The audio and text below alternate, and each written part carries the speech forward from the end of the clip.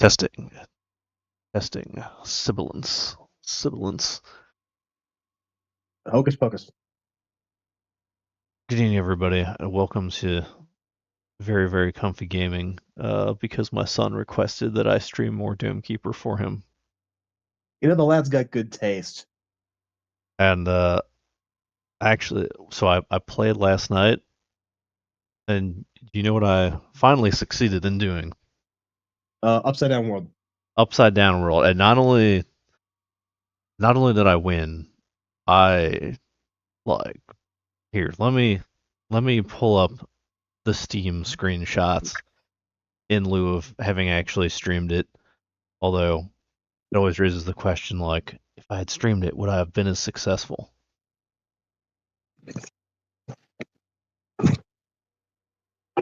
More important than winning is winning in style. Or maybe it's the nature of the challenge mode that if you are going to win, you are going to win with style, because that's the only way to win challenge mode. Where do these? Well, otherwise you're just gonna like die, basically. Yeah, where do these files exist? But it was glorious. I had the double laser maxed out on upgrades for damage, and I had the shockwave hammer maxed out for damage and with the additional relic upgraded buff.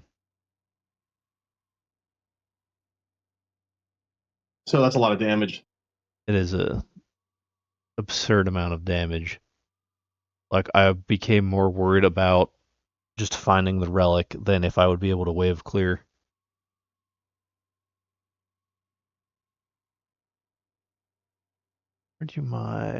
Where do the Steam screenshots actually live on the computer? Files in computer.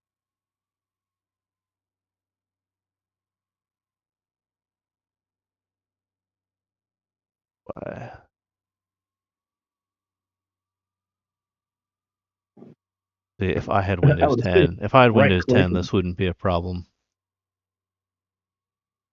Show on disk? Oh, okay, show on disk.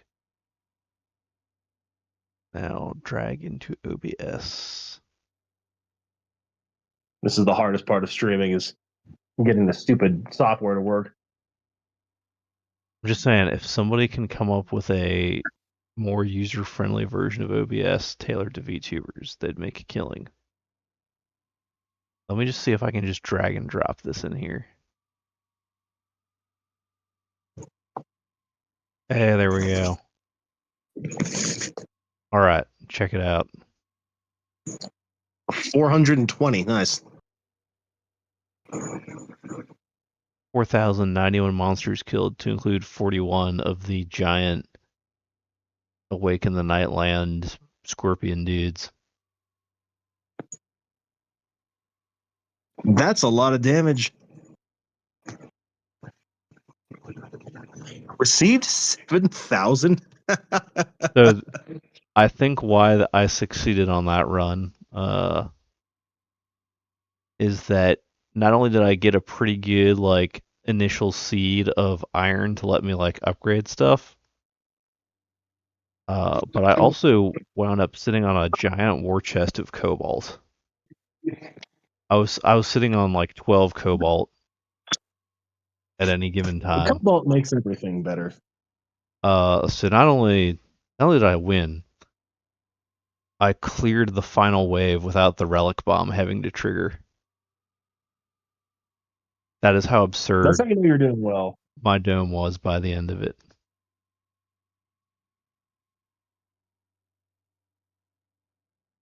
Yeah, that's definitely how you know you're doing well. So now we're trying out challenge mode for the scarce resources and brittle rocks. But after this run, I will go back to zero gravity to see if we can bottle lightning twice. Because the kiddo really wanted to see how I beat zero gravity world.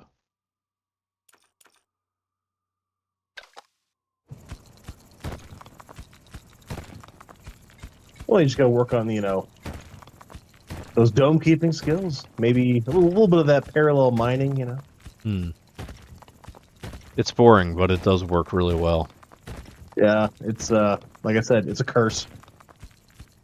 Trying to find the dang relic was giving me a headache because it was tucked away. Right, normally you're like, you just dig deep enough, and eventually you'll get like the little seed trail that leads you to it, right? Was it being difficult? It was because I had the triple drills, which normally is like you just let the drills do their work, and then at some point you you know, you just go check out what they've dug, and there will be some kind of clue, and then you just start digging sideways from there. But in this case, the drill went deep into like a narrow space, and the relic was actually like much higher up and tucked away to the side. I've seen a couple odd ones where all of the activation pods were next to each other and they all went in one direction. So it was, you know, instead of being that nice star shape, it was just a single line. So that you can get some weird ones. Yeah, so I had 3 of them right next to each other, and then the 4th one was like off a little bit, but yeah, basically that.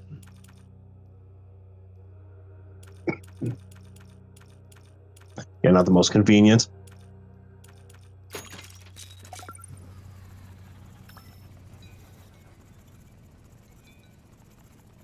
Once I found it, it was fast, but it was like finding it because you're just like, I was well below where it actually was for the longest time. I was just starting to carve through rock like a madman. Like, where is it? There's a little bit of game sense involved in finding the relic. It's like you'll be, oh, it should be at this kind of depth, maybe. Then I was trying to remember if it had to be in a specific type of rock. as far as like thickness goes, ooh, thunder. It doesn't, but it's going to be on a not necessarily the bottom layer of the map, funnily enough. But it does have like it has to be like at least 4 layers down, I think. Or maybe it's 5. But quite a ways.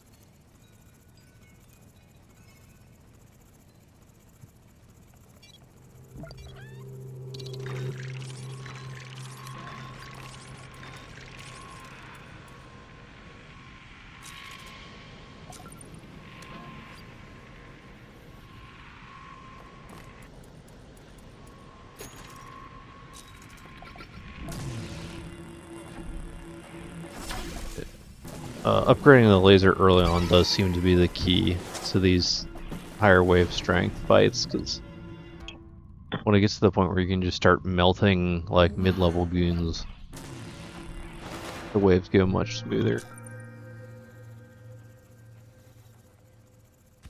Yeah, damage is king. I did some more reading up on the multiplayer, and I'm very happy to see that it will be able to do single machine split screen. Oh, that's cool.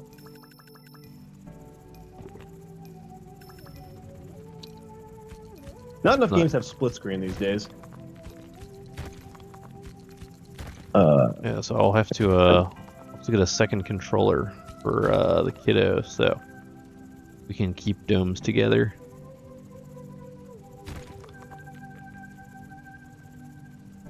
Family bonding time.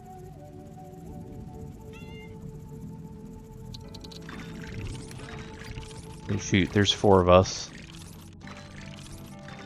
My youngest just has to hold the D-pad in the right direction to keep mining, and he can contribute. You like drool on the controller. He's not that young. Okay, well, still, I mean.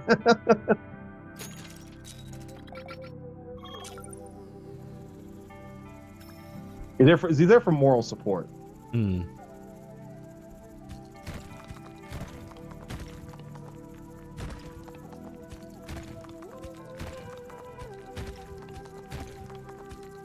Good evening. Good evening. Doth thou keepeth the dome? Welcome to my stream. Hello, everybody. which I suspect is all 3 of us. 2. Indeed. So it is, man.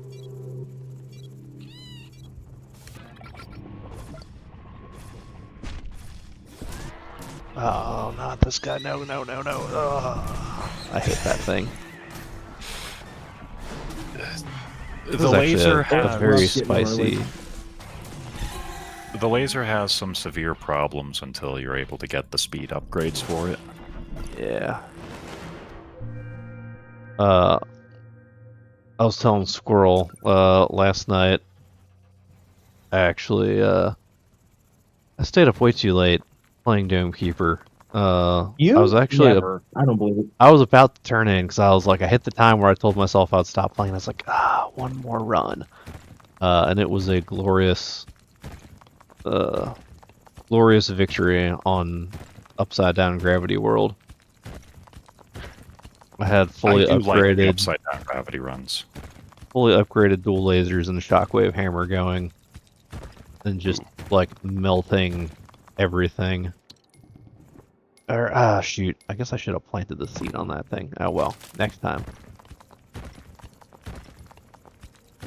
And then I told Kiddo that, and he insisted that I show him. So after this run, I have to successfully pull off another challenge run on Gravity World.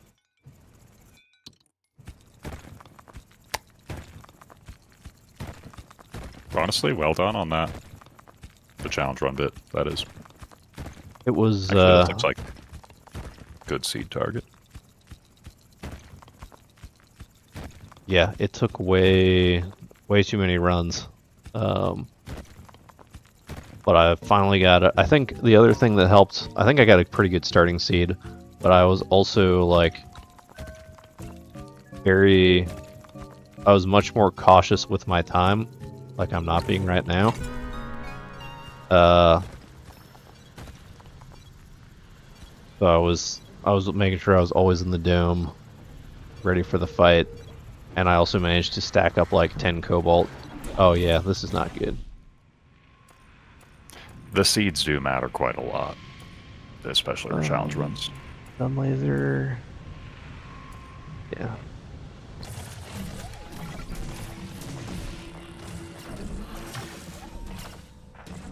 Bring forth my burly protector and save me.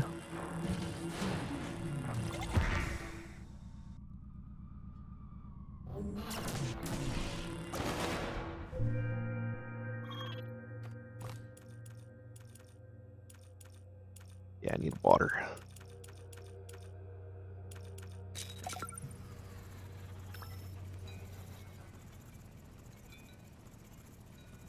So yeah, my health was forever holding at just a sliver, but I had a dozen cobalt backing it up.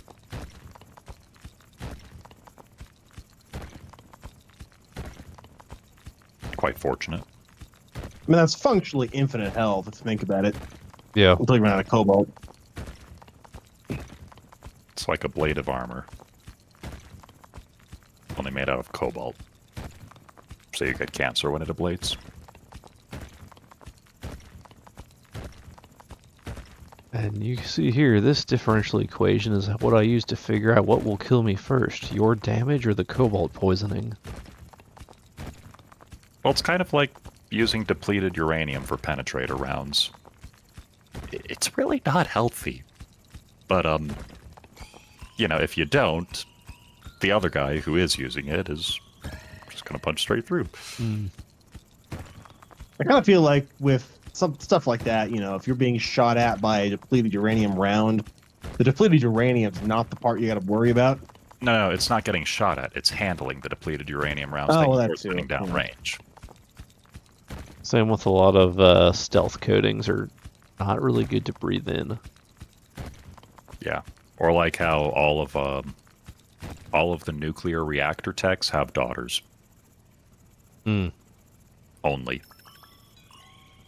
Yeah, I was warned about something similar, but I guess I either beat the odds or have good vril or something.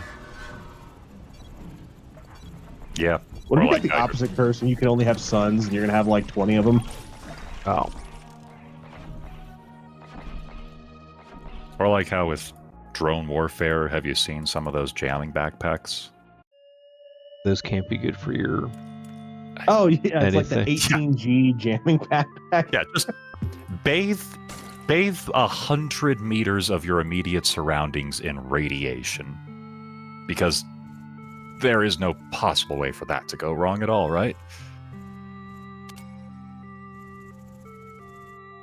Back in my days at sea, like some of the radars, like you could feel it like as it passed through your body standing on the deck. Yeah. There are minimum safety distances where you can't stand too close to it when it's radiating. I mean, heck, even Probably, but just regular antennas, it's really not a good idea to be near or in front of.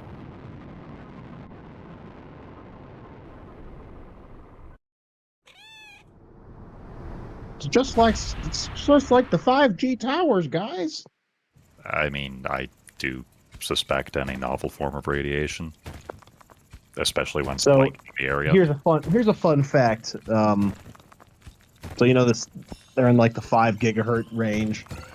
That's what 5G means. Yes. Bluetooth, interestingly, I was reading about this, is between 2 and 2.5 gigahertz. That's like the band it kind of operates in. Okay. So it doesn't have very great range. So if you've ever moved away from a Bluetooth device with like your phone, it disconnects. But it's also, it gets the name from Herald Bluetooth. I did actually know that because I watched Kingsman 2. Yeah, he's the first Christian king of Denmark. Didn't they call him Bluetooth because of his fillings, or he had an artificial? I think his tooth was something? literally blue, but yes. When they were coming up with the name for it, like the dude who was one of the people who was in charge of it, like was reading a bunch of Viking history because he was a nerd, and then he's like, "What should I name this?" And so they just came up with that as the code name. And then what ended up happening was when they got later on, they're like, "We got to come up with a trade name."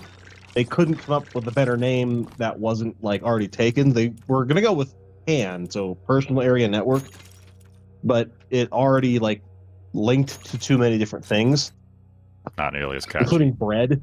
So they're just like, maybe we won't. Ironically, supposedly really bad for your teeth. What, Bluetooth?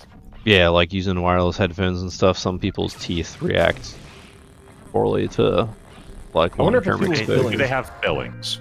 Because that would be my first question. Hmm.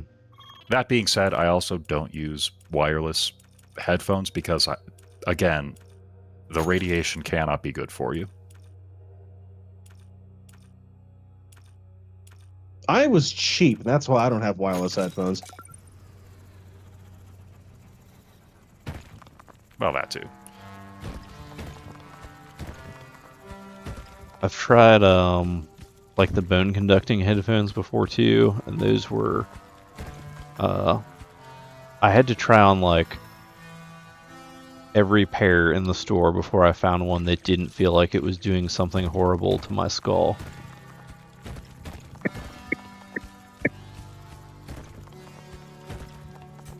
Yeah, that. Now imagine getting Neuralink. Actually, that.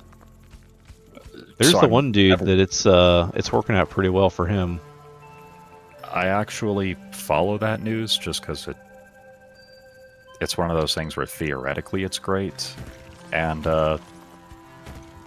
some of the stuff is genuinely impressive. Like there was a video of a guy, quadriplegic, obviously, because that's the sort of people they tested on, using it to control a robotic arm and feeding himself.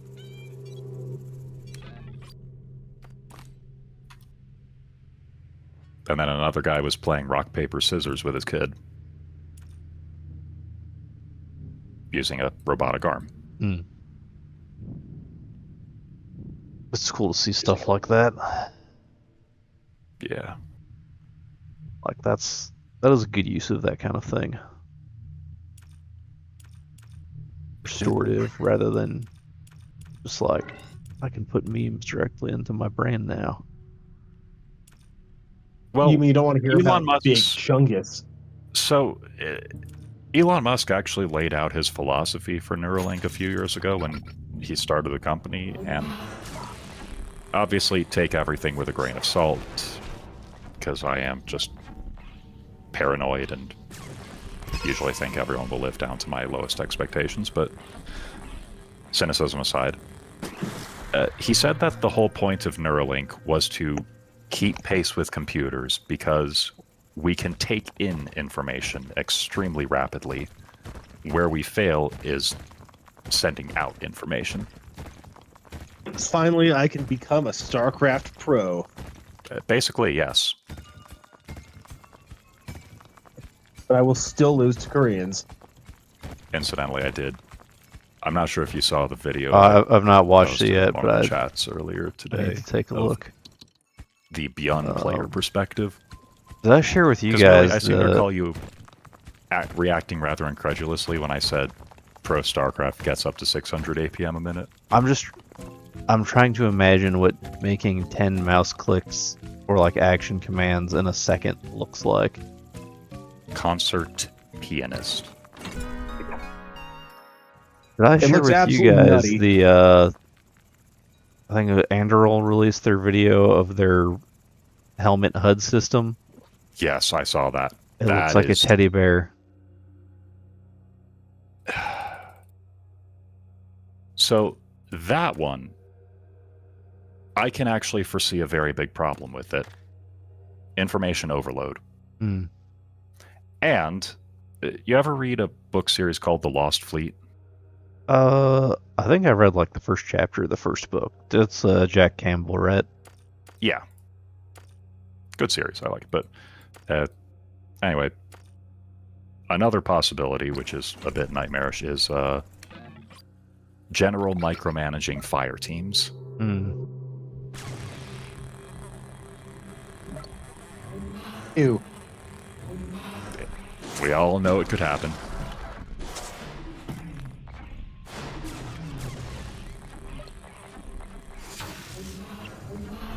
Yeah, this one's one of those things where it's like you want to keep that at the not all that information needs to go up to the COC.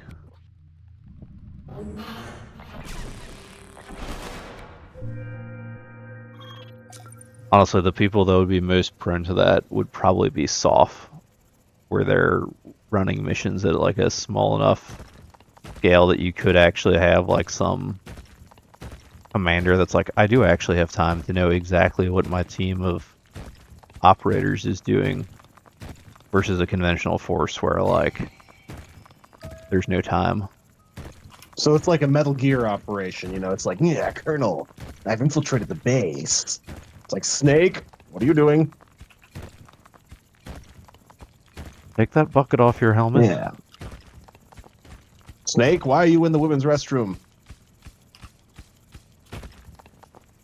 That's actually a codec call. I'm not making that up.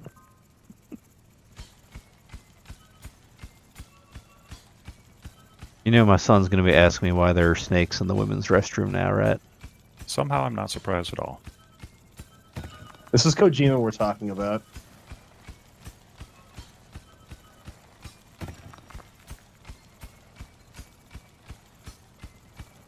Again, somehow I'm not surprised at all.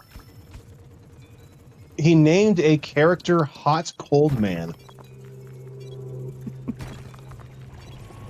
Wasn't Man. there also a character named That just Fat Man sounds who like wears a, EOD armor and Yeah, Fat Man. drinks wine glass and drinks wine out of a juice cup with a straw and skates around? Yeah, on as he their roller roller skates skates. around like taunts you. MGS2 was a weird game, I just gotta say. Yeah. I was gonna say, was he directly involved in a Revengeance, or is that somebody else's craziness? He came up with some of the ideas. I don't know. I don't think he directly wrote the script, but he definitely was like, nice. And he because they were originally doing it was actually like Kojima was directing it originally. When it was called Metal Gear it was Metal Gear Rising it was Metal Gear Solid like Lightning, or it had a different title, but it was similar. And they couldn't get the stuff to work on a technical level, like cutting stuff up and doing other things, and they needed to get started on MGS5. So, Also, real quick, word of warning: I learned the hard way last night that magnetic casings is a downgrade in this planet. oh, you mean upside down? Yeah. Yeah. Instead of the drill just magically bringing stuff up to you, everything sticks to it. Now all your dudes got to go. Yep. Go further down.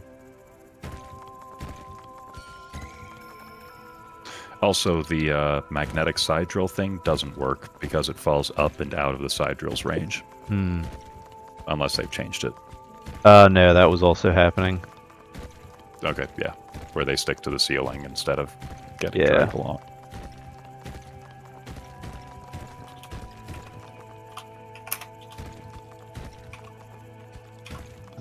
So what I'm hearing is you can save on upgrades. Some upgrades. I do still like having the drones for this one just because stuff will fly up in the little nooks and crannies, and that way I don't have to chase it down.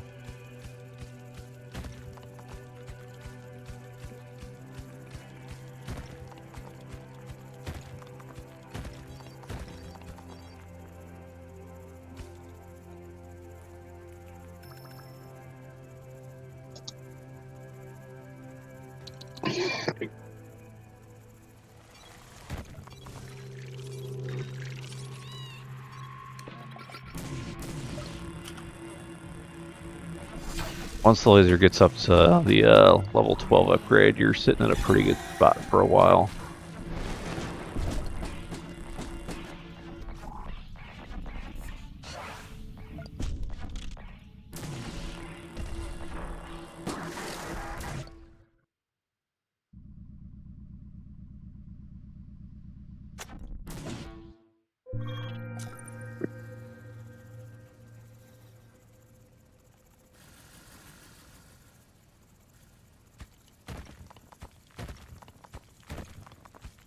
How's your prestige run going?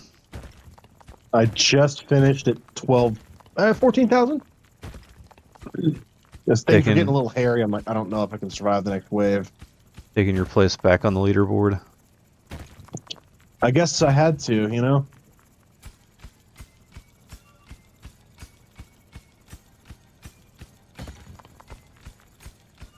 Sometimes you gotta do what you gotta do.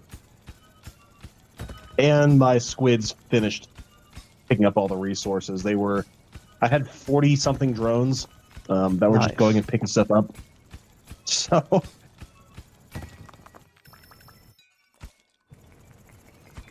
I wish I could find out how many resources I mined off of this like seed I planted at the beginning of the run, because it's probably like 100 iron. But that kind of statistic isn't available. Really? Not for like the specific tree. Because detailed statistics only tells you like damage and monsters and stuff like that. It doesn't say like, oh, you mine this much from this thing. Yeah, actually, it doesn't even tell me how much I mined. Things. Well, that's a bummer. Finally.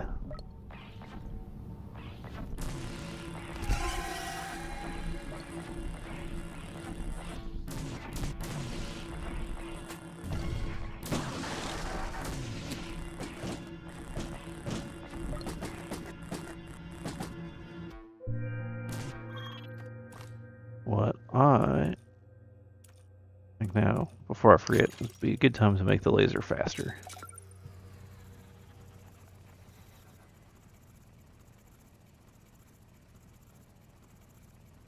That's a beautiful time lapse. I love that they added that or have that feature. Oh, very it's satisfying wonderful to watch. I will post that one.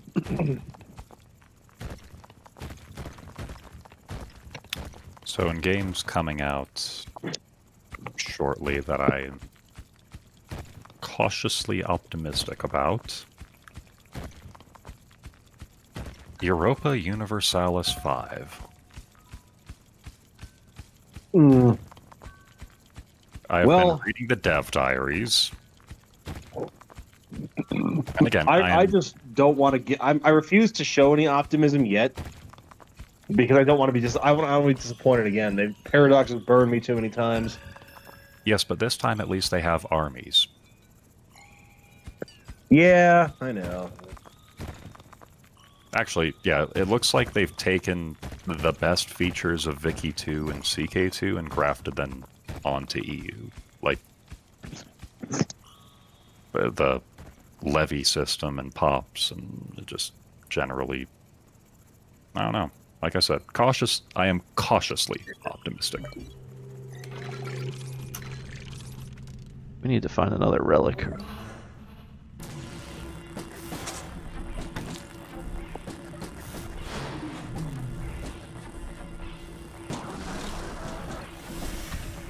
Oh, crap.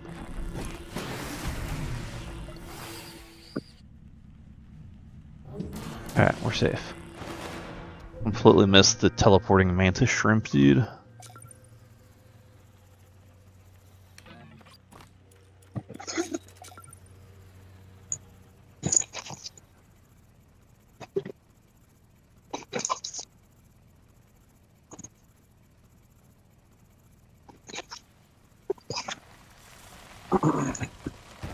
Kitty, must you stand on the computer?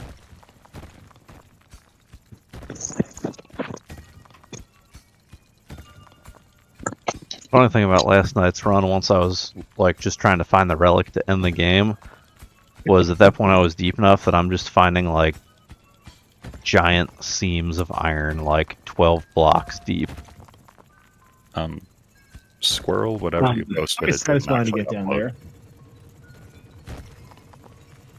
Yeah, I didn't upload properly. What the heck? Kitty, stop biting my phone.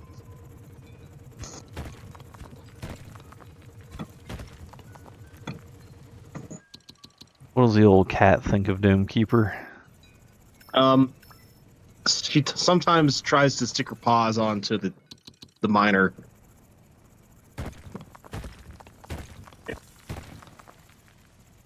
I think right now she's just more interested in biting my feet. I trimmed your paws today, or your claws. You can't hurt me, Jack. Impressive toy. Nice. Nice knife.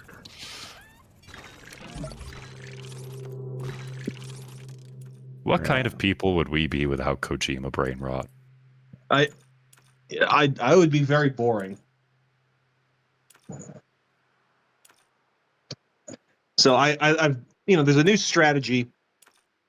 Not new, but it's something that I just was reminded of, perhaps I should say, which is, it's the solid snake method of conversation. Somebody says something to you and you just repeat it back to them as a question. Right? They'll be like, oh, we're going to have the planning meeting. Planning meeting? Iron veins? Solid snake method of conversation, you say? Solid snake. Yeah. Yeah. Of course, we all know the real. Stop. We all know the most heroic snake.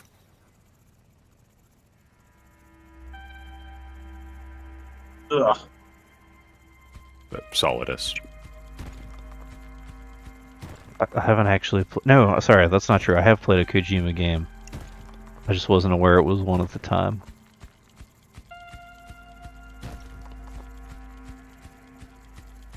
That Snake's Roman ancestor?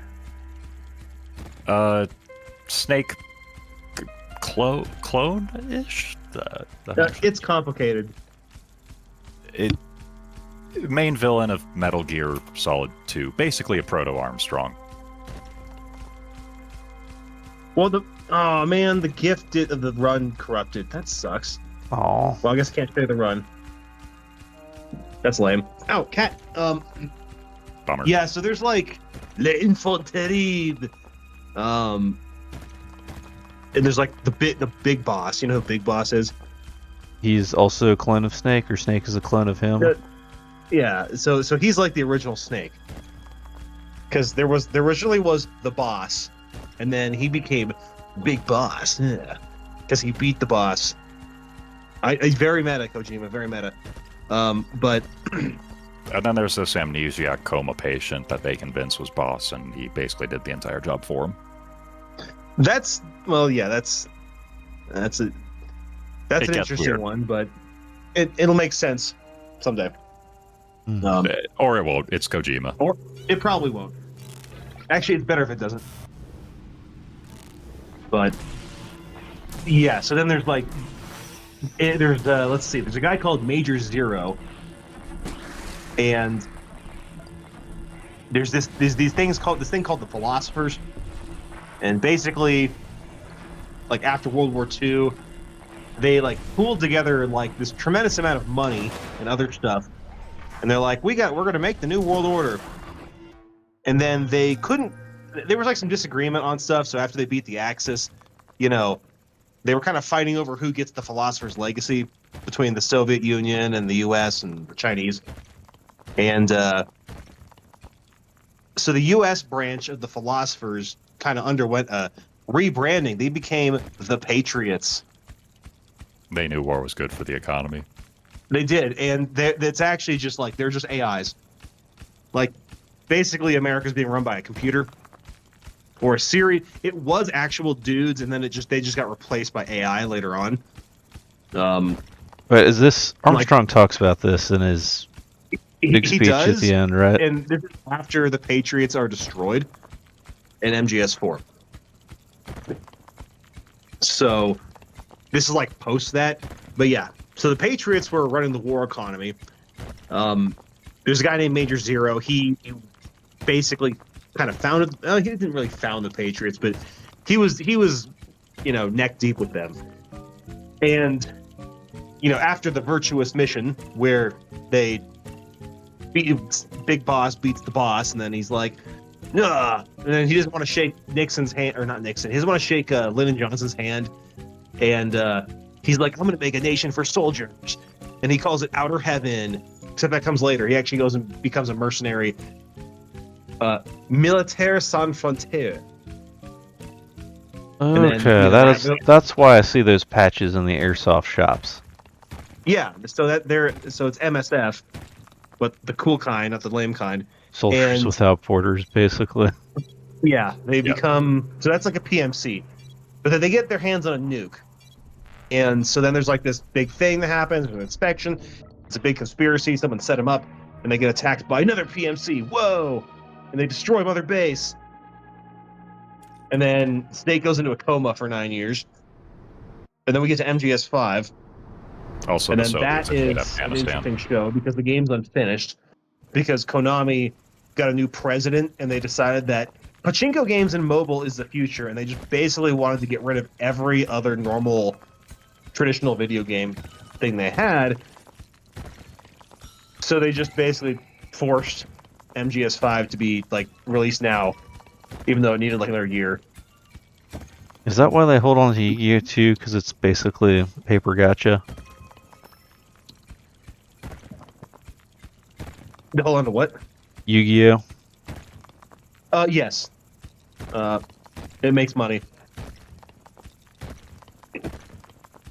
So yeah, that all happens. Basically, at some point, Major Zero, they got some of Big Boss's DNA. Yeah. And then they made L'Infanterie,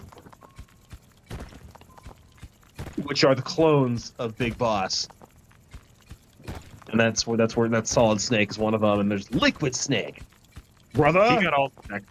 They kind of played a really cruel joke on him because he got all the recessive genes, which theoretically should make him better because, Yeah.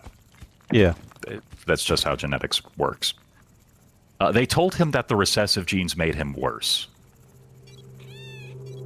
But they did actually make him better. Well, his whole shtick is that he refuses to be defined by his inferior genes, so he has a giant chip on his shoulder. That is entirely because they lied to him. Yes. Yes, and he has a very faint British accent, Snake. I trained with the SAS. That's how you know he's the villain. Does he get the blonde hair and the blue eyes too for having all the recessive genes? He does. Which, those are the recessive genes. It's kind of funny. But, yeah, so then that happens at the end of MGS 1. Basically, you know, they have like the punch fight on the top of the Metal Gear. So they beat each other up on top of the robot. That's tradition. Is it really a Metal Gear game without a fist fight on top of Metal Gear? It really isn't. So wait, do you actually fight the Metal Gear, or do you just fight on the Metal Gear? you fight the Metal Gear as well, Yes. and then once you blow it up, then Liquid's like, Snake! And you have to get up on top of it and just punch the crap out of him before the whole place explodes. It's tradition. It's a great finale. Like, it's pretty good. So that's why they do it in Revengeance. Okay, so that whole sequence is basically a callback. It's a callback because that's what they do, and then they did it in MGS4. You also fight on top of a giant robot, and you have a giant robot fight in MGS4. I really want to play that game someday, but it's PS3 exclusive, so I've only seen like cutscenes. And then what else do we have? We have oh, Ficus, my computer's acting up. Hang on. There's also everyone's favorite Russian special ops soldier. I think he's Russian. Vodka Snake. Revolver Ocelot.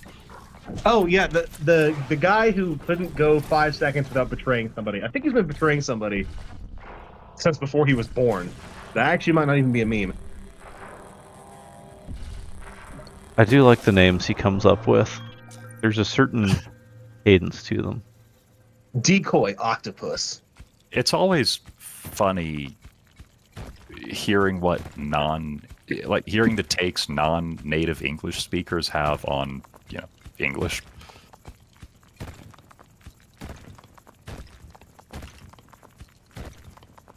Revolver is a cool word. Ocelot is a cool word.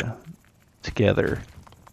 Well, you see, I don't know how to say this, but revolvers are the katanas of guns. There is a very strong cultural overlap between the Ronin and the drifting cowboy.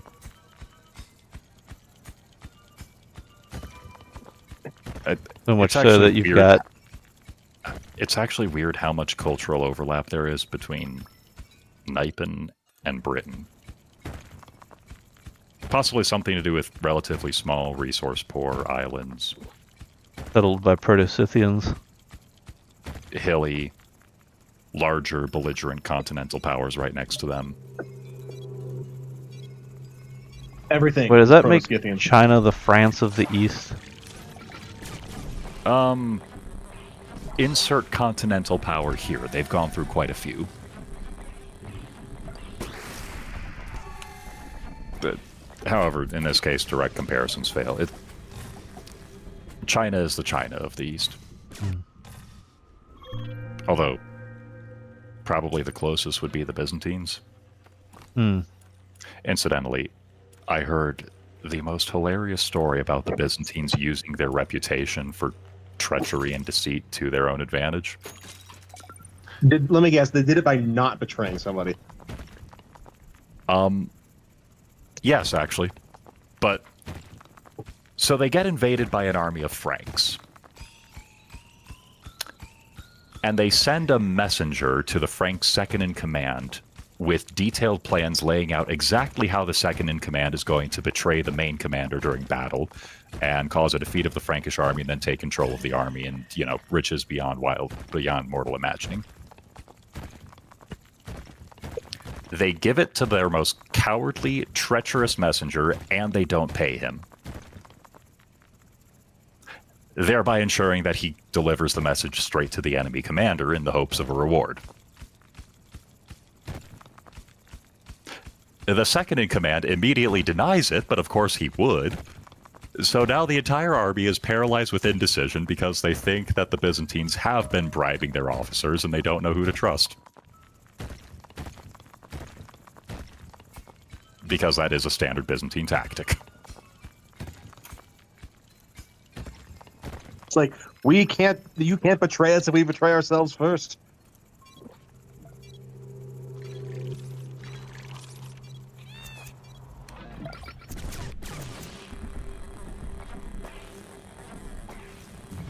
It is pretty funny. Nice to have a reputation you can rely on. Oh, but we didn't finish explaining all of Metal Gear to you yet. Hang on, there's more. So Liquid. Liquid. Also, good evening, Zachary Rollick. Welcome to entirely too late, entirely too insane conversation. But yeah, so basically, Revolver Ocelot in MGS1 gets his arm cut off by a robot ninja. Okay, wait. And, so I think I know about the robot ninja because Terminal Lance did a parody of it. Yeah, and it's like, so it's actually not Raiden that's the first robot ninja cyborg. That's Gray Fox. Yeah. And so yeah, he cuts off Revolver Ocelot's arm, so he can't revolve. Which is, he's very upset about this. And he's still Ocelot. So naturally, naturally, what one does in that situation is he takes the severed arm of Liquid Snake, grafts it onto himself, and becomes Liquid Ocelot.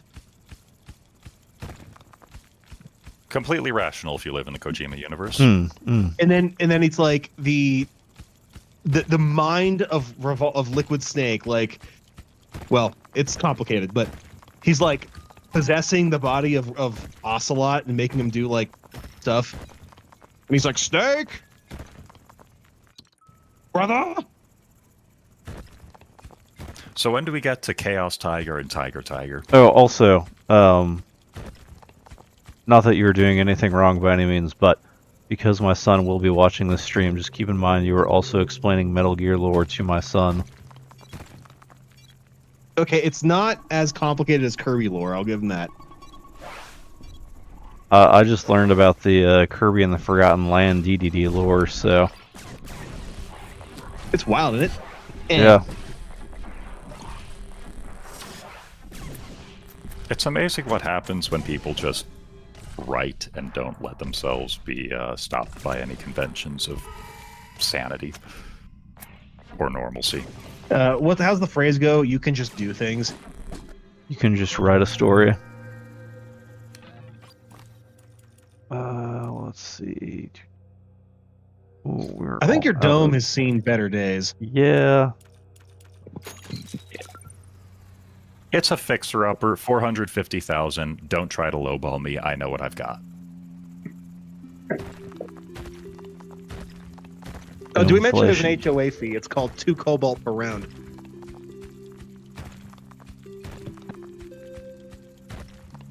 All of your upgrades must be color coordinated with all the other upgrades in the neighborhood. I'm sorry, we've banned the use of spires?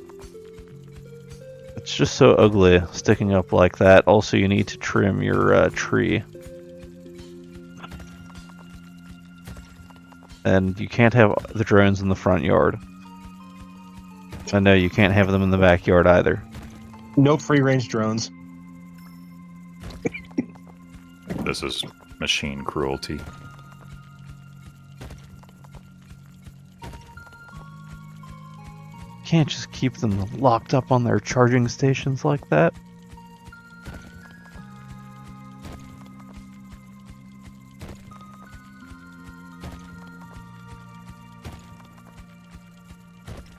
Yeah, they can't go and hunt in the wild for specks of iron.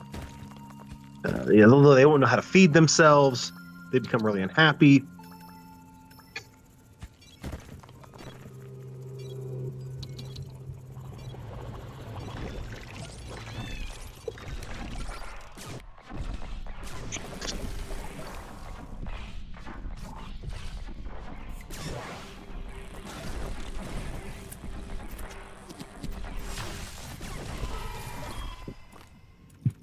Let's see. Yeah, I've got no cobalt, so we just gotta try and tank this one.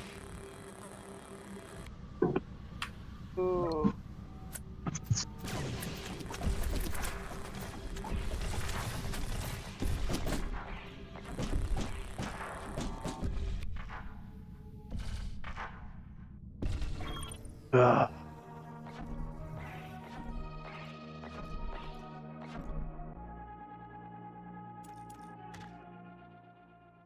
You slow on the laser.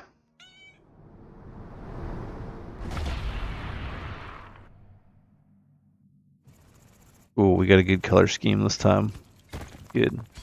I like the blue iron.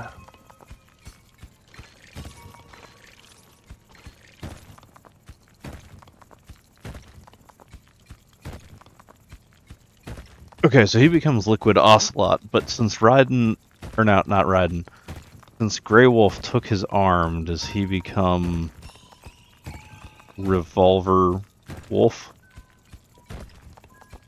No, Gray Fox just dies. Because, hang on, I gotta say it right. Fox die. It's a virus. Hmm. And it's meant to target the genes of Big Boss. The recessive ones or the non-recessive ones? All of them. Okay, so it's made to kill all of the whatchamacallits. The infiltrate. But yeah, it was targeted at Big Boss and just I think happens to work on the other guys. If I remember correctly, I think like Snake is not affected by Foxeye. He's like a carrier, but he doesn't. Yeah, that's right. I forgot about that. So like people who are targeted by genetically by Foxeye, like the Diaper Chief. No, Is that also his real name? Well, that's the DARPA chief, but you know, his people jokingly call him the Diaper Chief. But anyways, look, it's the Kojima game. We can take nothing for granted. He was being impersonated by Decoy Octopus, and so like Snake gets near him and he dies Proving from Foxeye and he goes insane. In his face, Decoy Octopus. He's part of Foxhound. Along with like Sniper Wolf and wasn't there a Vulcan Kojima Raven character named Hot Coldman? Yeah, Hot Coldman. He's like a CIA guy. Okay, just so making this sure. didn't stop, by the way, when he moved over to Death Stranding. There's a guy named Die Hardman. Well, there's also Usada Pecora. But she's also in there, yes. She is in fact in Death Stranding too. She like makes landmines. You have to deliver her a pizza. Landmines and killer drones. Something war criminal. Yeah, actually, it's about par for the course. Oh, so not dying this early. Fox die. We'll go after anybody who's got the stuff. So, what other important things happen in Metal Gear? Well, they've got giant robots that can fire nukes. I don't know. Things really fly off the rails. And it all culminates in the most important battle of all time. Robot Ninja versus Senator. Such a good title for the health bar. They ought to, maybe they'll make a Revengeance too. There's rumors that might happen, but we'll see. Metal Gear Re-Rising, Re-Revengeance. Revengeance or Metal Gear Rise Again. Revengeance harder. Metal Gear Rise for work in the morning. Too real. Like, what? I have to have a job? Am my voice a little tired? I'm not going to attempt a Raiden impression.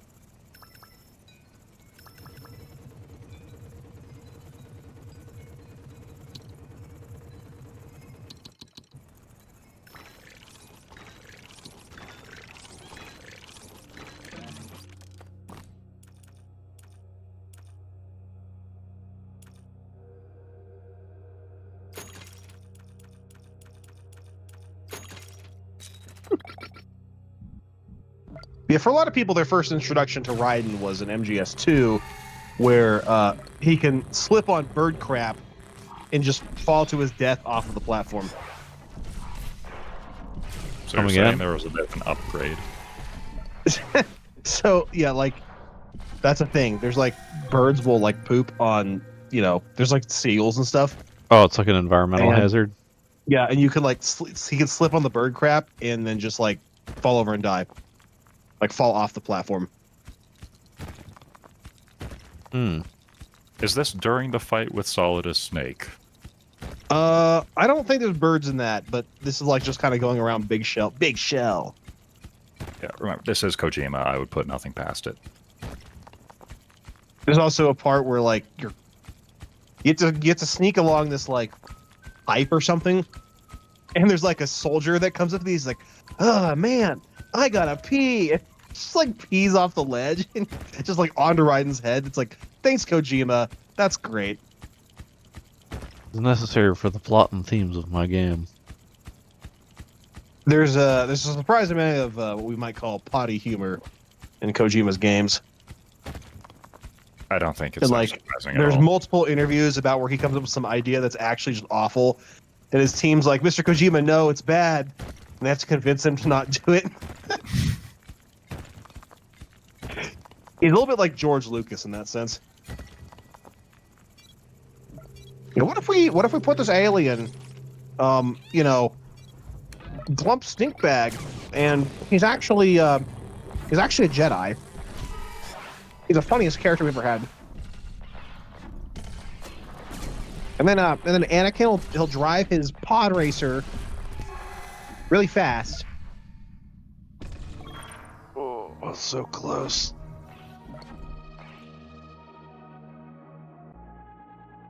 Actually, I'm turning to David Lynch here. Ugh. What about David Lynch? I like David Lynch. No, like it's like it's turning into like the one he's like crawl like a baby. Oh,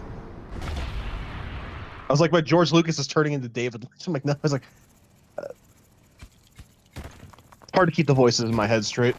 the timeline where George Lucas actually made a Dune adaptations overlapping with ours.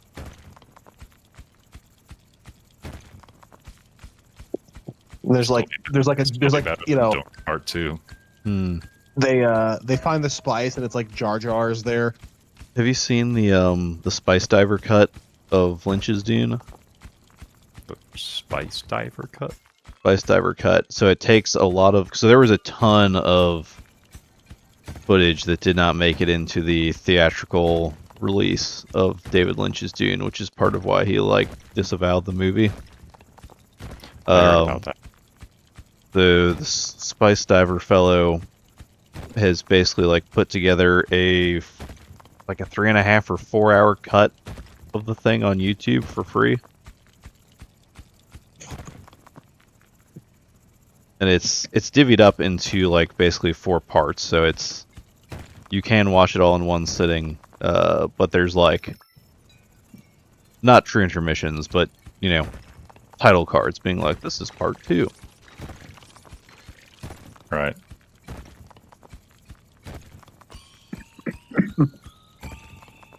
And there was some good stuff that was cut, so I enjoyed my experience watching it. Sitting on my tatami, building a Dune ornithopter out of Legos. I know that I definitely watched some sort of extended version of Dune.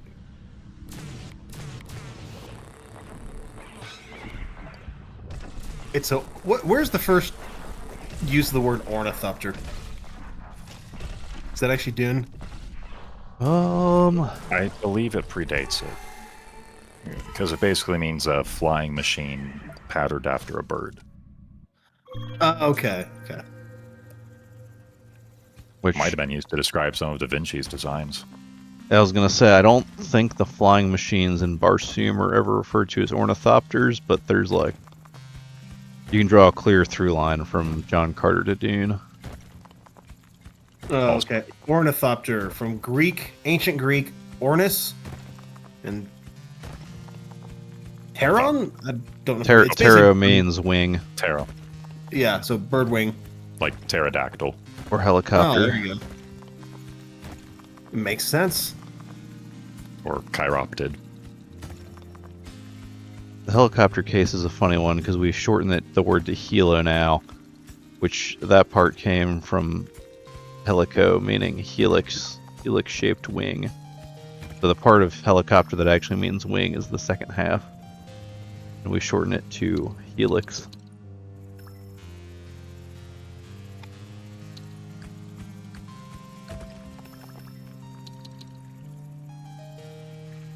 I've done so many of these runs in a row now, I forget which one. Like, I don't think I actually own any upgrades yet. This is wave 1 of a new game, right? Right. Wave 2.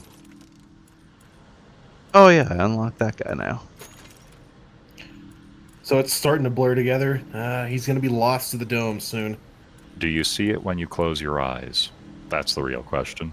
Memory oppresses me. Oh, I've totally come up with fake YouTube videos in my dreams.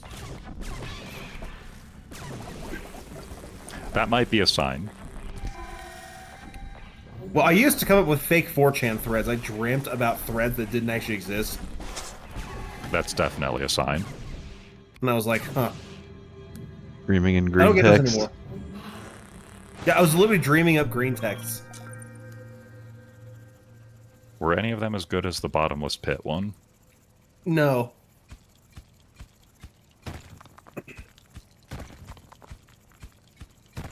That one is so good.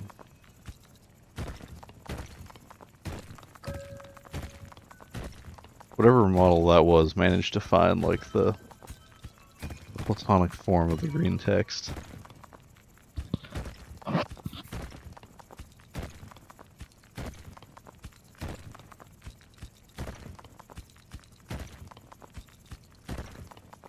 Plato's like, be me. That actually is how it was formatted. Yep. Be me, Socrates. In this cave.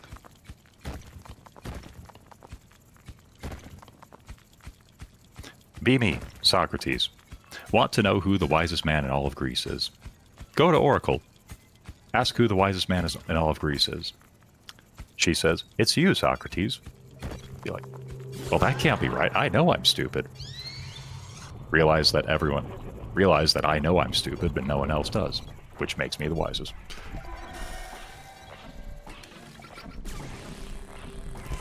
Something of the sort.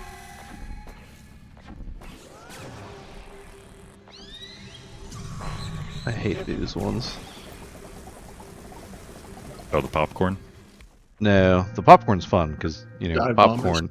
Yeah, the dive bombers. You hear it, and then you're either in a position to do something about it, or you're just about to face tank a They're ton of basically a damage. check on if you upgraded speed. Like for your weapon movement. Mm. Pretty much, yeah. Imagine getting those guys when you have the Tesla dome. Ugh. Ugh. Ugh. Actually, yeah, at that point, you basically just rage quit the run. That's the thing is like they don't always show up. Like you can have runs where they like rarely or never like bother you.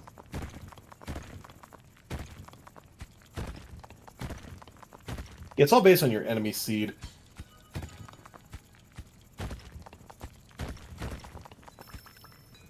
Yeah, the RNG reliance on this game is like it's like not up front, but there are definitely some seeds that are more favorable.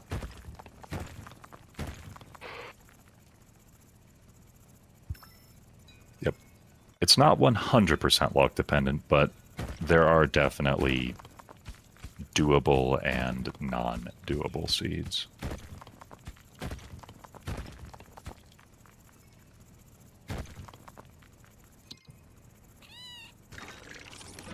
I built I downloaded the like the Pokemon Pocket trading card game app.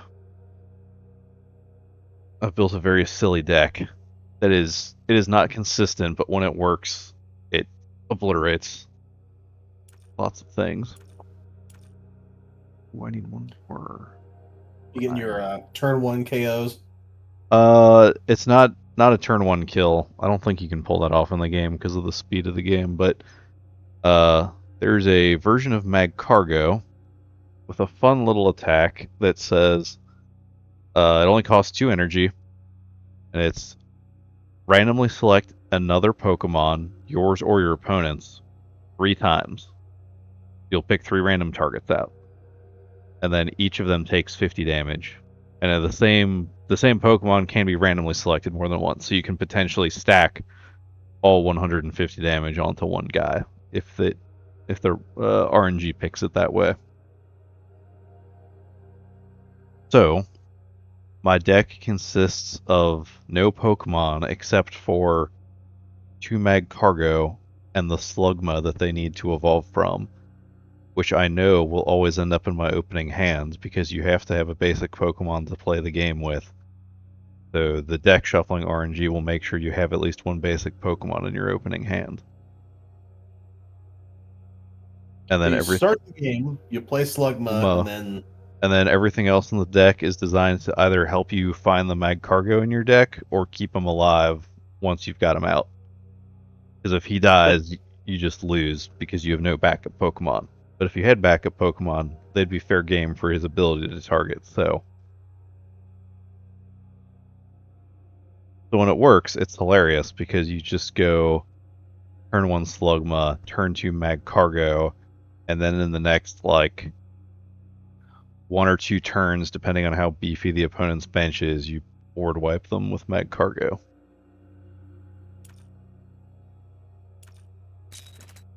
I don't think anyone has ever been afraid of a Mag Cargo in the normal games because they're not that good.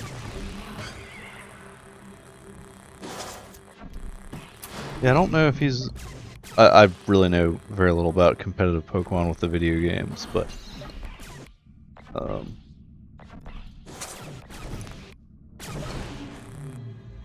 the card game, I haven't tried it against other people yet, just against like the highest tier difficulty bot decks. But it's just really funny. They'll be like, "Oh, that's cute. You think you're actually gonna get to play your Charizard EX?"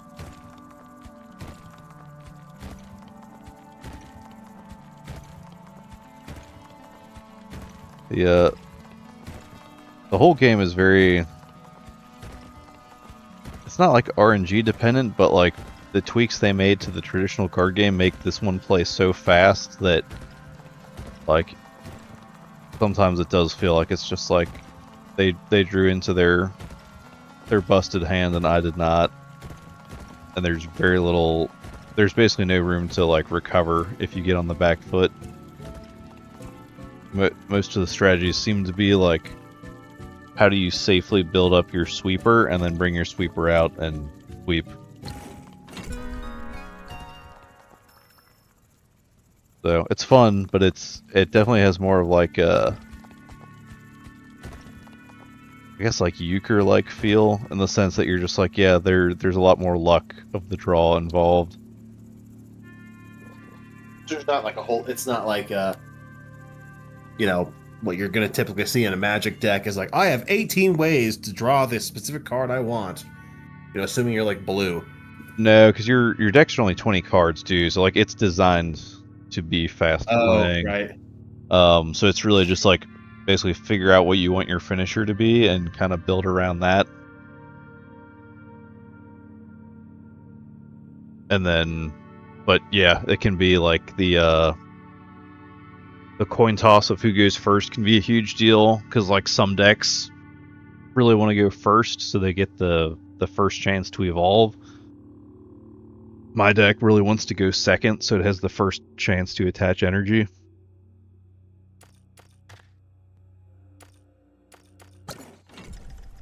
But it's all just a coin flip for that. Yeah. So if I'm going second, it will typically be a good run for the deck. If I'm going first, it's like, all right.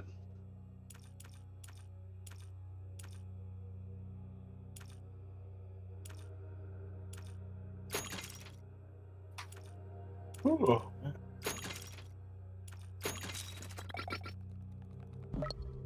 We have the shockwave. I think will be. The shockwave is a good defense against the dive bombers. Does do damage to him. I think I've used the shockwave once or twice, but it's been so long I don't really remember much. It's really nice because it also completely eliminates any like popcorn dudes. Oh, And, sick. Once you level it up enough, and especially if you get the relic upgrade for it, it'll basically just clear all flyers.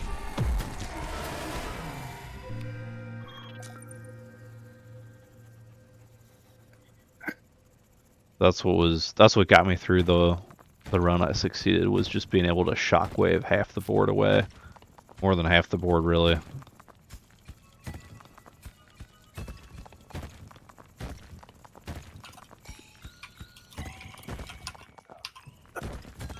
Well, I think that's enough dome keeping for me for such a late night. All right. Yeah, I ought to sign off too. Thank you I was for like starting joining to me nod off on a this bit. gorilla. And hey, it was not 3 months until the last stream, so Yeah, it or was like until the 3 next days, stream. and we were beating the record. We were beating the heck out of it. Very much ahead of where we usually are then. Do we have time this weekend? Maybe. Weekend plans are still up in the air. Right, okay.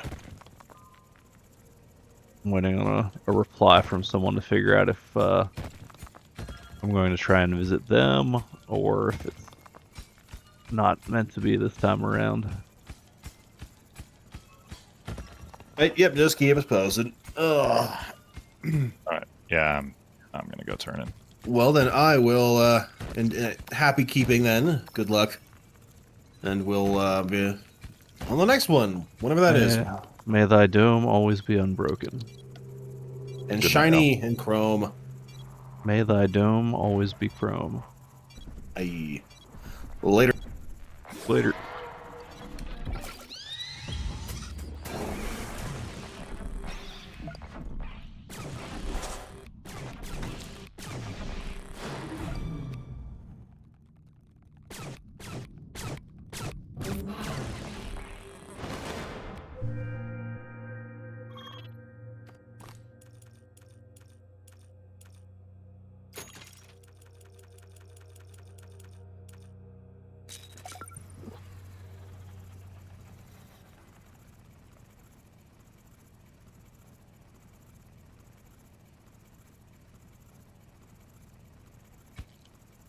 Oh, I should have planted the seed on that.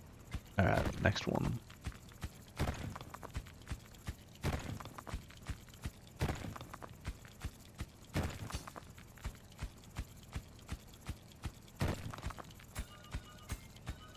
We'll find another vein of iron for the seed. Probably need to upgrade my drill too.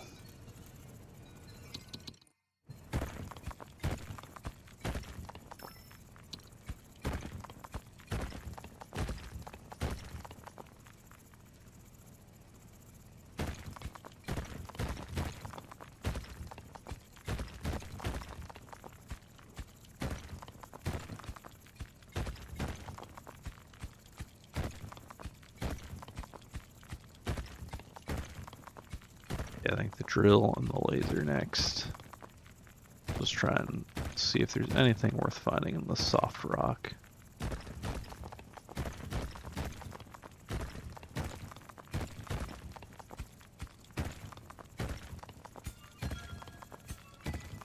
There we go.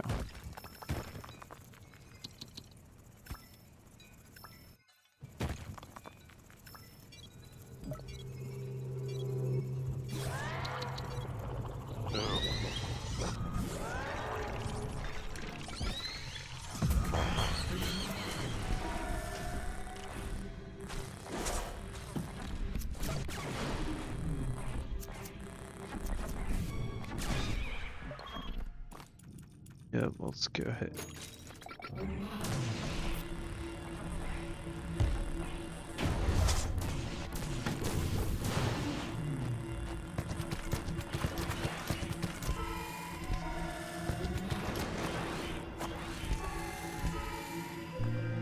Yeah.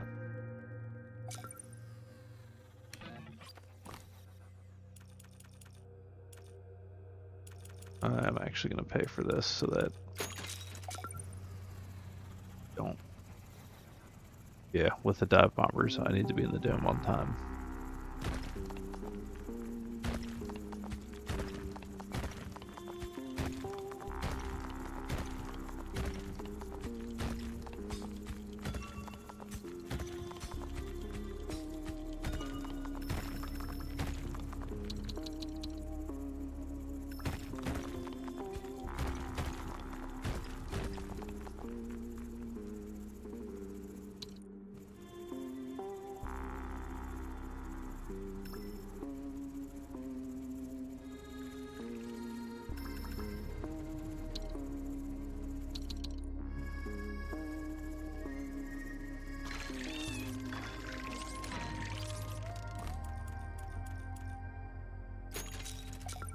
Drill and yeah, we'll do movements. Yeah.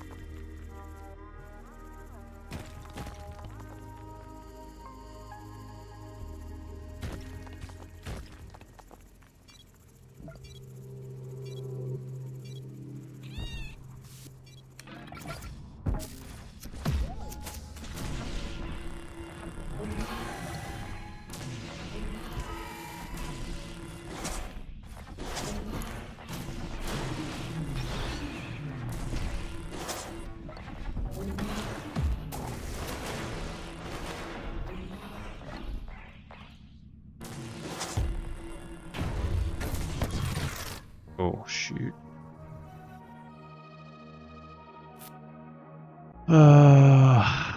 We'll do one more run of this. Alright buddy, we're gonna try one more run. See if Dad can clear the upside down level again.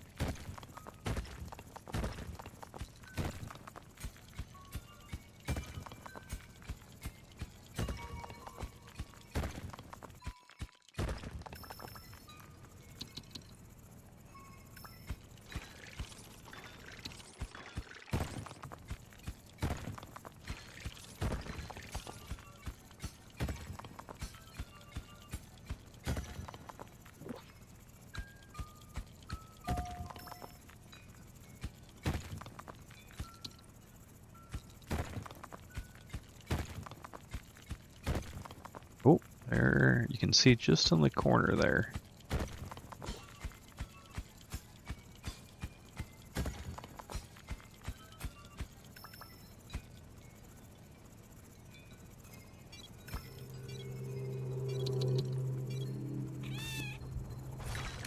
This will be a good start. We got that and that.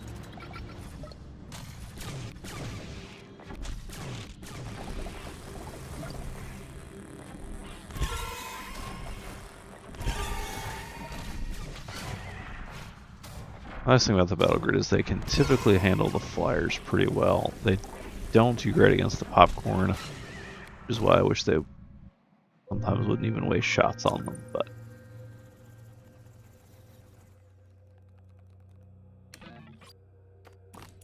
I think early on, rock is still soft, so speed is more important than stronger drill. That was something else that I think I did right during the successful run, was timing when to upgrade the keeper over the base. As long as you're surrounded by soft rock, the unupgraded drill is fine.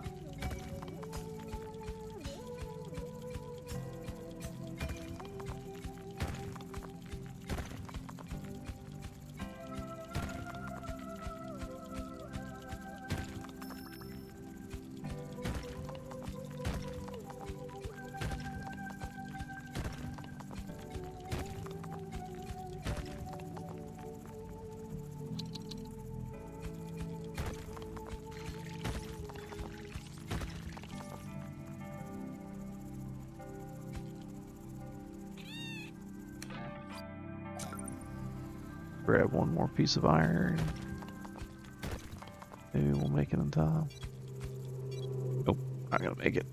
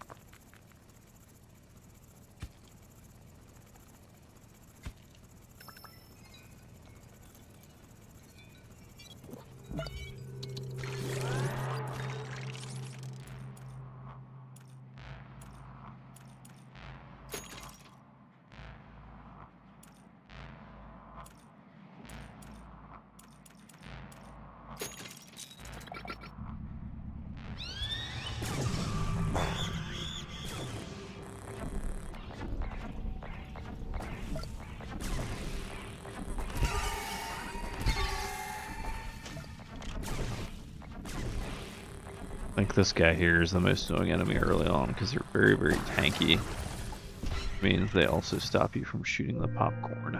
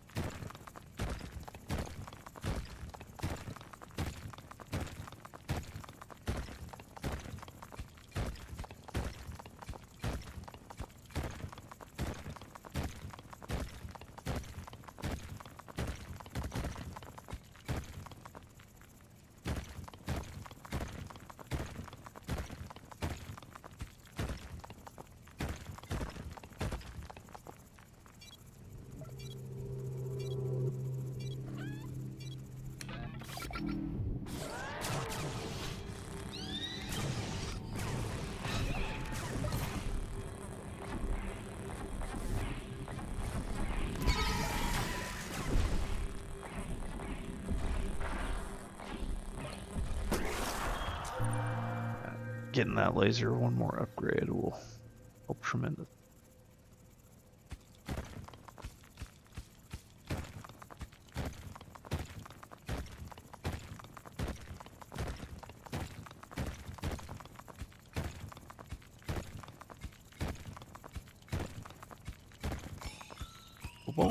cute.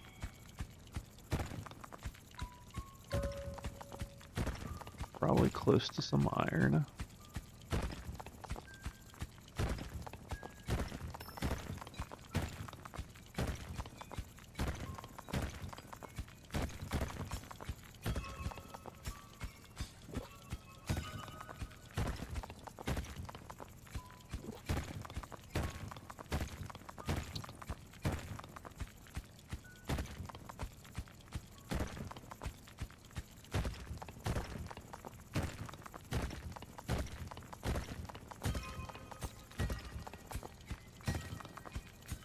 Probably should have known that would be right next to the seed. I keep seeing the seed and then just like not really thinking about what it means for me. But there should be plenty of iron to upgrade the laser after this wave.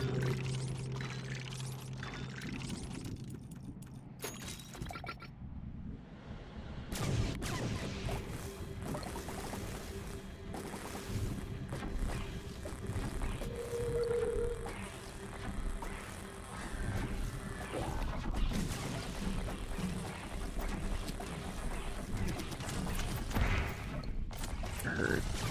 All these little popcorn guys are gonna hurt a lot.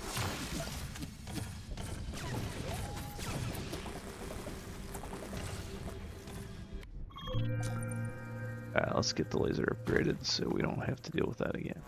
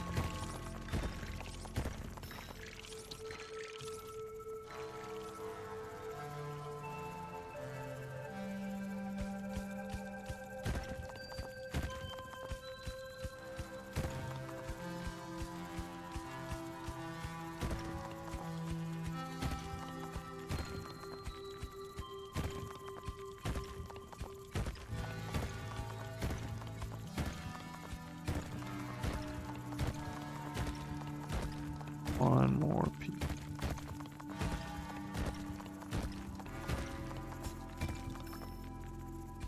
I need.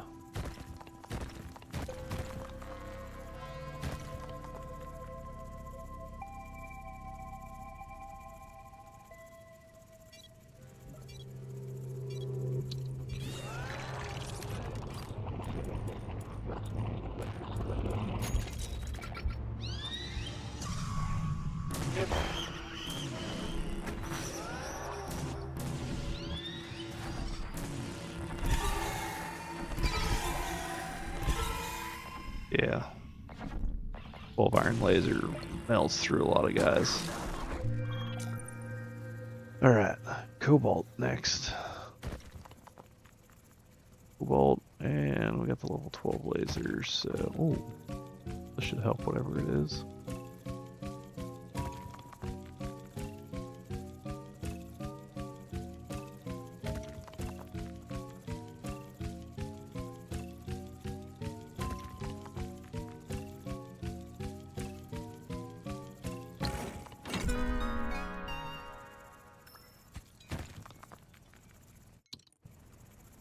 That will make its way up eventually.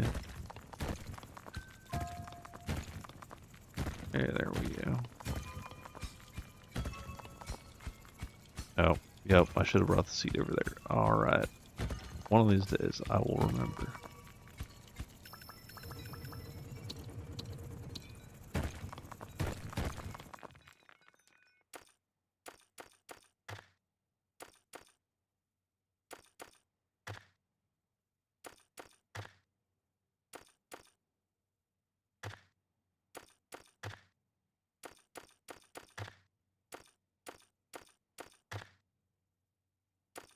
I will go Spire for all that.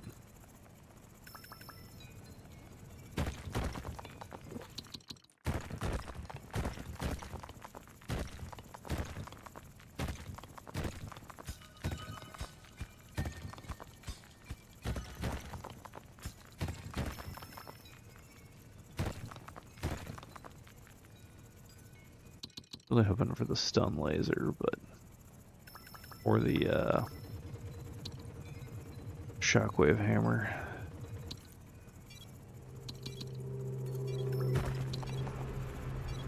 Oh yeah, this is probably gonna be it. We got no cobalt. Yeah, it's gonna be it. Oh. Not dead yet.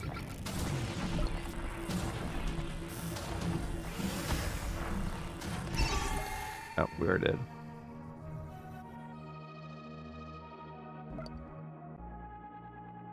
Alright, we'll stop there. Ugh. This is a really challenging run. I've completed it once successfully. Hoping I can recreate that on stream, but it may take just as many tries. Alright. Thank you to everybody tuning in. And son, if you're watching this, well, I'll get it on stream eventually for you. Love you. Night, everybody.